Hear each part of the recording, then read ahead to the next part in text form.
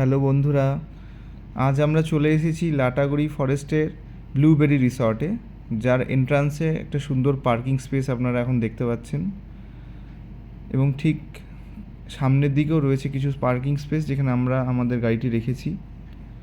এন্ট্রান্সের ঠিক ঢুকেই বাঁ হাতে পড়ছে রেস্টুরেন্ট, যেটা আমরা এখন আপনাকে ঘুরিয়ে দেখাচ্ছি ভেতর থেকে। আসুন, এই হচ্ছে রেস্টুরেন্টের প্রপার এন্ট্রান্স, যেখানে অনেকগুলোই টেবিল চেয়ার রয়েছে। অনেকজন ফ্যামিলি মেম্বার্স এখানে এসে তাদের dinner, lunch, evening snacks total উপভোগ করতে পারবেন।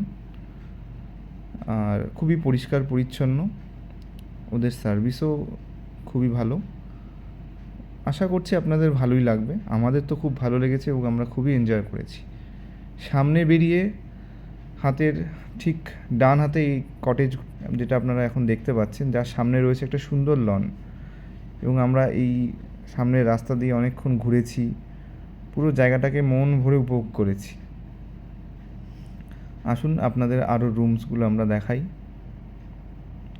একটা দেখতে পাচ্ছেন রুমের সামনের ব্যালকনিতে বাঘের ছবি, তার ঠিক সামনেই দোলনা, যেখানে আপনারা খুব আনন্দ এবং বাচ্চাদের নিয়েও খুব একটা ভালো পরিবেশ উপভোগ করতে পারবেন। এই গেল একটা রুম। সেটা পার করার পরের রুমটাতেই রয়েছে একটা সুন্দর হাতির ছবি আঁকা। তার সামনে বসে সুন্দর সামনের ভিউ আপনারা আনন্দের সাথে উপভোগ করতে পারবেন। একটা কিন্তু অন্যরকম পরিবেশ, কারণ যেই সামনে আপনারা বসে রয়েছেন তার ঠিক অপোজিটে রয়েছে একটা ঘন জঙ্গল, লাটাগুড়ি ফরেস্টের, যেটাকে আমরা গরুমারা ফরেস্ট বলে জানি।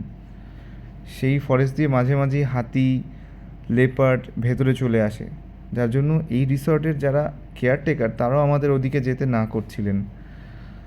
যাই হোক, সেটা আপনারা এসেও উপভোগ করতে পারবেন। চলুন সামনে যাওয়া যাক।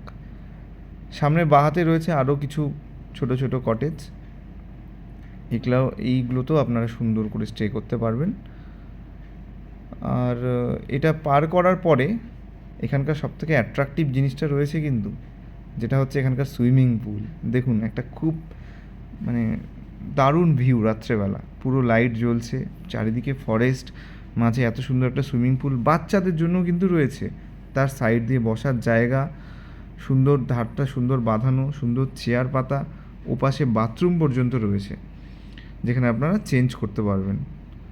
তাহলে আর দেরি না করে চলে আসুন এখানে উপভোগ করতে।